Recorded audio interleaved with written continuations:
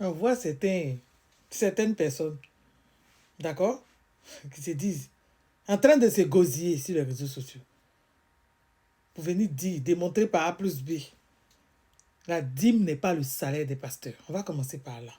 D'accord? On va remettre l'église au centre du village. OK?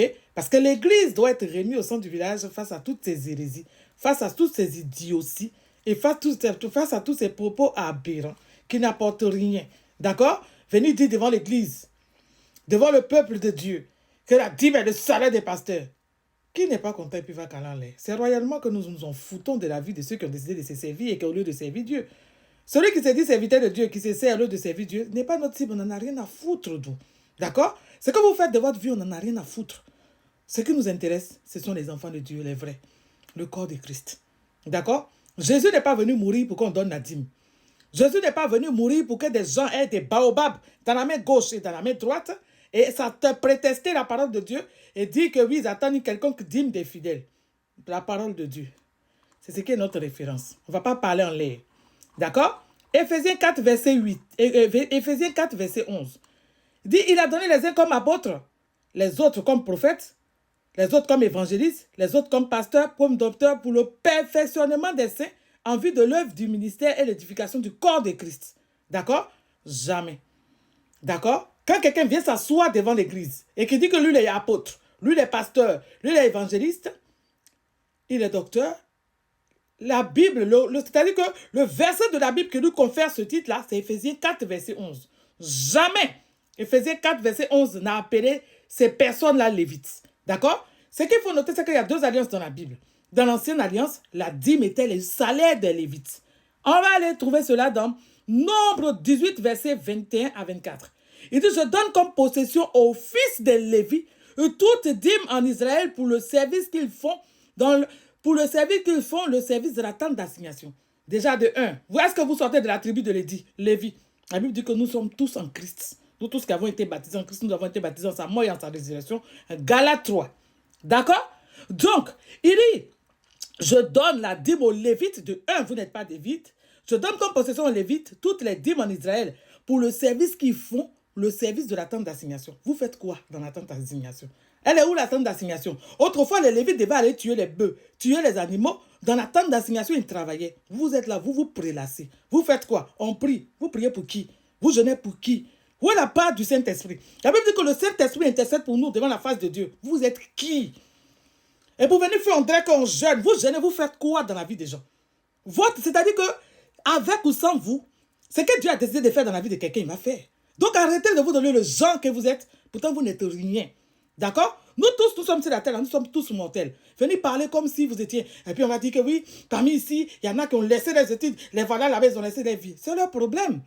Vous, vos parents payent vos études. Vous êtes arrivé à un certain niveau de la vie. Vous décidez d'être des larbins, des boys, des pasteurs.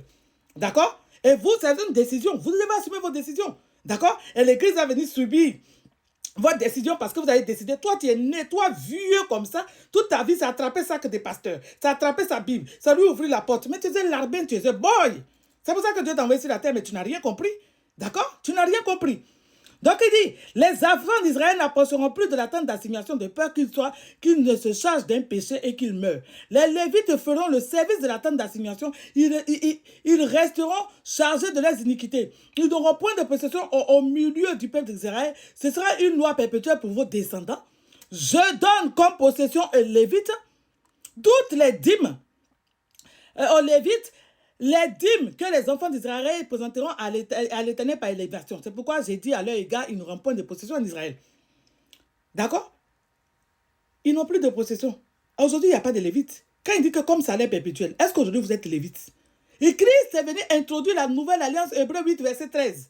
Dans la nouvelle alliance, nous tous, nous devenons sacrificateurs et nous rentrons dans une alliance universelle. Et allez-y lire, comment on appelle ça?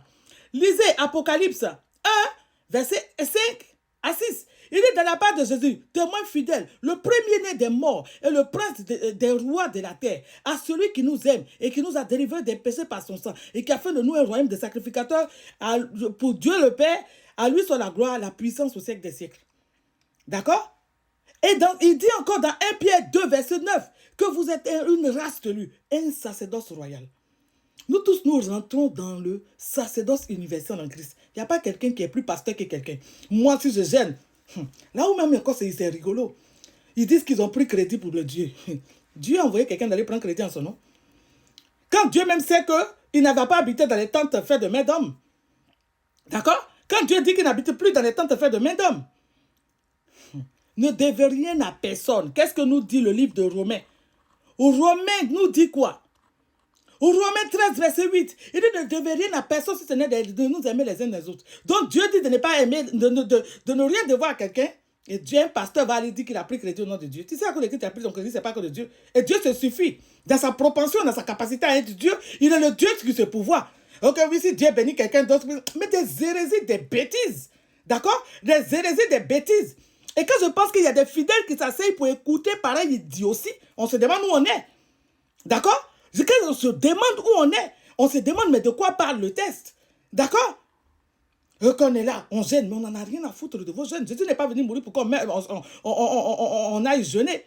D'accord? Paul même précise que lui, Paul, là, il travaillait pour subvenir à ses besoins. Il va venir dire que c'est lui qui annonce l'évangile. Ils vont venir nous raconter des hérésies.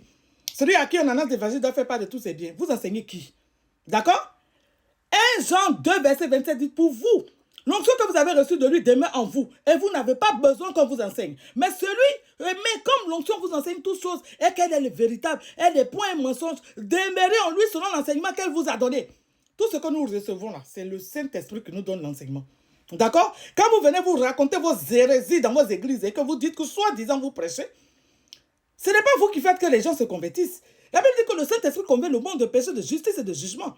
Donc arrêtez de justifier l'injustifiable. D'accord? Dans la nouvelle alliance, dans la nouvelle création, il n'y a pas de lévites. Il n'y a pas quelqu'un qui se met là tous les matins en train de tuer les bœufs, en train de tuer les moutons pour le pardon des péchés de ses frères. C'est écrit où? Vous avez vu ça où? D'accord? Paul dit, dans Acte 20, le verset 33 à 35, que lui, Paul dit à Éphèse qu'il n'a convoité ni l'or, ni l'argent, ni le vêtement de personne. Vous savez que mes mains ont toujours pourvu à mes besoins, celles de mes compagnons. Si Paul travaillait, vous avez quel travail? D'accord? Vous venez parler. Oh oui, c'est-à-dire que voilà ce que nous coûte nos déplacements. Mais on n'en a rien à foutre. Parce que Jésus même n'a pas donné le prix de ses déplacements. Jésus s'est déplacé à pied. Ok? Vous dites que vous partez dans des pays, mais on ne vous a pas appelé. Dieu est fidèle, il est puissant. Dans chaque pays, Dieu a appelé un pasteur. C'est vous qui vous pensez que vous croyez important qu'il faille que vous vous déplaciez. Mais c'est vos problèmes. Et c'est vos problèmes qu'il faille que vous vous déplacez pour aller annoncer comme si Dieu ne savait pas ce qu'il faisait. Dieu n'a pas besoin de vous dans les pays. Dans chaque territoire, dans chaque hameau, dans chaque endroit de la terre, Dieu a suscité, Dieu a appelé quelqu'un pour se révéler à ses enfants. Donc, pour des moments, arrêtez de vous donner les airs, de vous donner les titres que vous n'avez pas et descendez de vos sycomores. D'accord? Dans 1 Corinthiens 4, verset 12, il dit, nous nous fatiguons à travailler de nos propres mains. Si Paul et les disciples se fatigués à travailler de leurs propres mains pour subvenir à leurs besoins, vous êtes qui de nos jours là pour ne pas travailler, pour que les gens puissent venir s'asseoir et puis travailler pour vous donner. Et puis encore vous allez venir parler et les engueuler. Et oui, la dîme n'est pas on ne doit pas donner des dîmes aux orphelins. Mais c'est faux. D'accord? C'est faux. Ok? C'est faux. Deutéronome 14, verset 28 à 29. Dans l'ancienne alliance, il dit que au bout de 3 ans, tu sortiras toute la dîme de tes produits pendant la 3e année et tu la déposeras à tes portes. Il dit alors viendront le Lévite qui n'a pas de part en Israël avec toi, l'étranger, l'orphelin et la veuve, et qui seront à tes portes et ils mangeront, ils se rassasieront. Même dans l'ancienne alliance là. D'accord? On donnait la dîme aux Lévites. On donnait la dîme aux orphelins et aux veuves. Si vous ne voulez pas travailler, c'est votre problème. D'accord? Ne tordez pas les enfants, les Écritures. Les enfants de Dieu, peuple de Dieu, enfants de Dieu véritable. Je ne parle pas mandaté par l'enfer. D'accord? Je dis, enfants de Dieu véritable, la dîme n'est pas le salaire des pasteurs. Jésus n'est pas venu mourir à la croix pour qu'on donne dîme à quelqu'un. Celui qui ne veut pas travailler, c'est son problème. D'accord? Votre argent là, vos dîmes là, mettez ça de côté, ce sont vos économies que vous leur donnez. Et puis après, ils viennent vous insulter pour dire qu'ils ont un niveau de vie que vous-même vous assumez. Arrêtez de vous faire arnaquer parce que c'est une grosse arnaque. Soyez bénis.